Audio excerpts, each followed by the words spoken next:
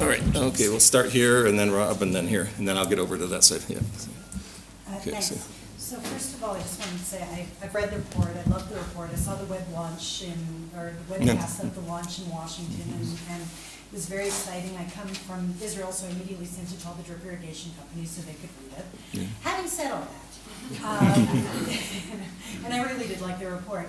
Now, clearly, people have made references here to all of the reasons why technology is not taken up by farmers who could use it to greatly increase yields.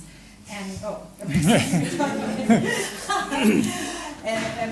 and obviously this is like, and I don't even think that not knowing that technology can increase yields is in the top 5 reasons of why a lot of farmers don't use technology to increase yields. And so I look at this report and this wonderful utopian forecast of maybe in 40 years we can get to a point where we're reducing hunger if people do this. And I'm curious, how do you think this report is going to get us there? How do you think people are going to use the report? Who do you want to use this report? Like, what is the impact you hope that this report is going to have? Okay, take a few more. Rob?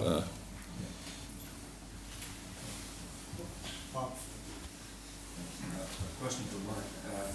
In your optimistic scenario, what projections is your model making for fertilizer use in sub-Saharan Africa and for irrigated area in sub-Saharan Africa? Well, the mic is not on for audio purposes.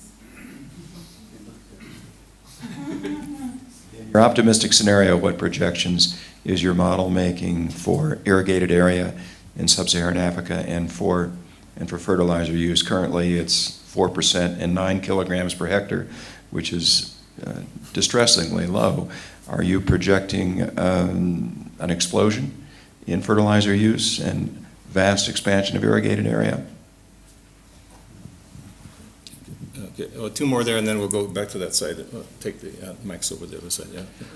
Rainer Familensky from BSF. I have a question for Richard. We at BSF developed a technology for Striga. It's a seed treatment for maize.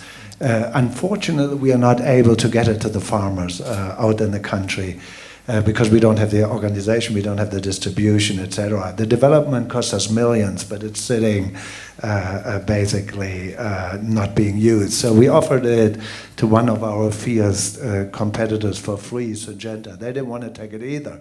So my question to you is, what do we do? Why are we so optimistic about new technologies if we develop them for millions but don't get them out to the people who need them?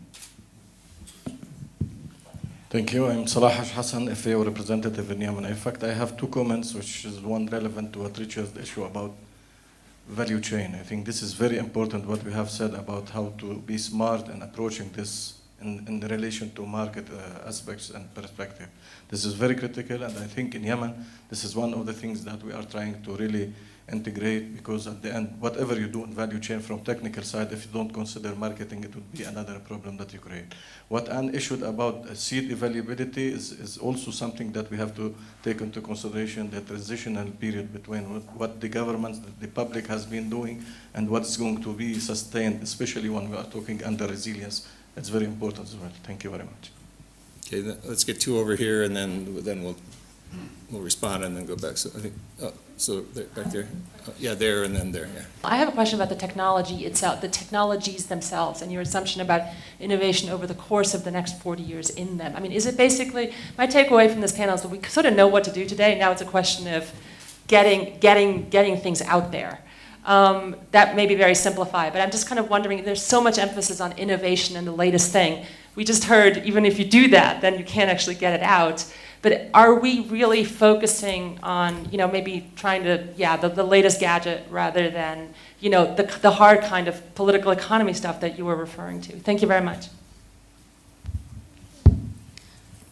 My name is Sophie Makorova. I work with Christian Aid in Malawi. Thank you for the presentations. My question is around integrated approach to building the resilience of the communities.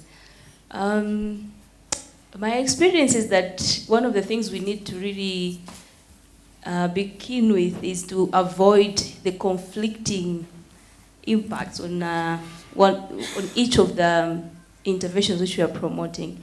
Because sometimes it's possible that you are promoting one intervention yet it has a negative impact on the other, and that somehow contributes to low adoption of the technologies which we want to promote.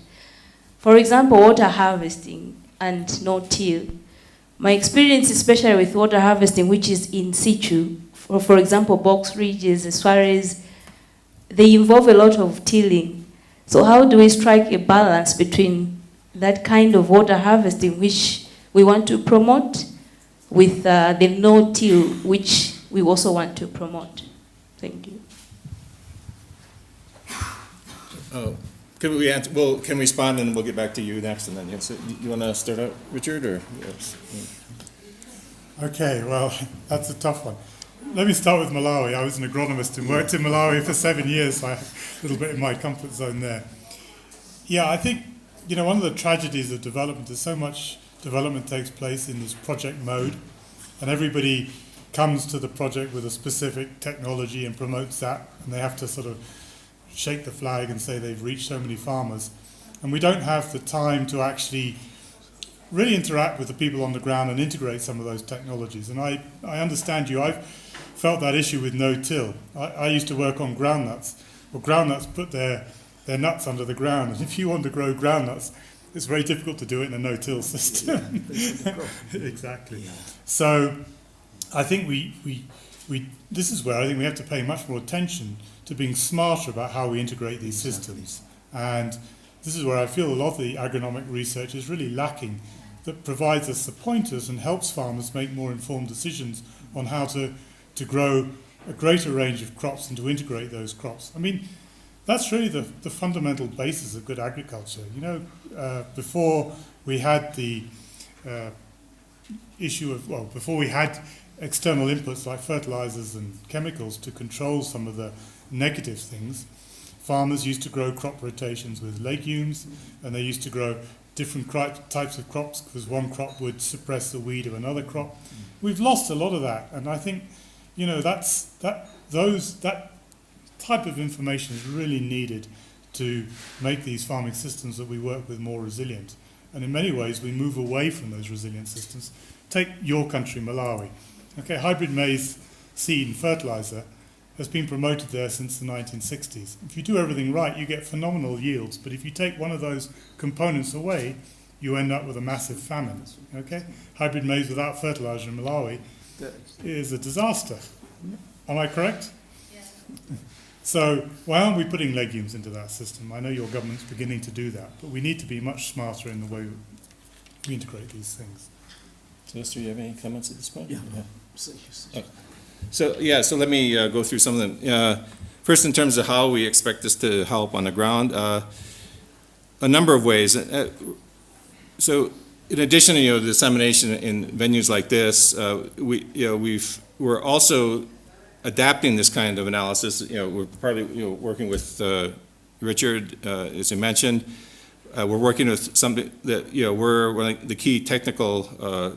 One of the key technical teams in what's called the New Alliance technology platform. We're working directly right now with 5 countries in Africa, together with AGRA directly, where we're downscaling this same kind of technology, this kind of modeling effort, both spatially and to very specific technologies in specific regions in those countries, and working with analysts within those countries also to transfer the kind of modeling to those countries, so that they're both using results, but also getting the kinds of analytical tools to help in allocating decisions on allocating resources, choosing which technologies have the most promise in which locations.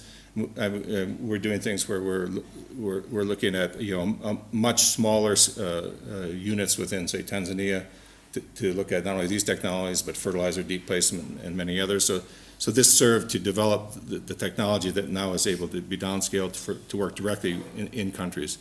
In addition, this report itself is being used heavily, for example, by USAID in their Feed the Future assessments of what are appropriate technologies in different countries that they're working in. So we're working also at that more aggregate level of some of the major donors. We're also, in addition to this work, we're working with, I think, 11 of the other CGR centers, the crop centers with, again, similar analysis of this combination of biophysical modeling with economic modeling, where they're choosing which ones of their kinds of varieties they want to look out for the future to guide their own allocation internally, sort of across different kinds of wheat or rice traits, for example.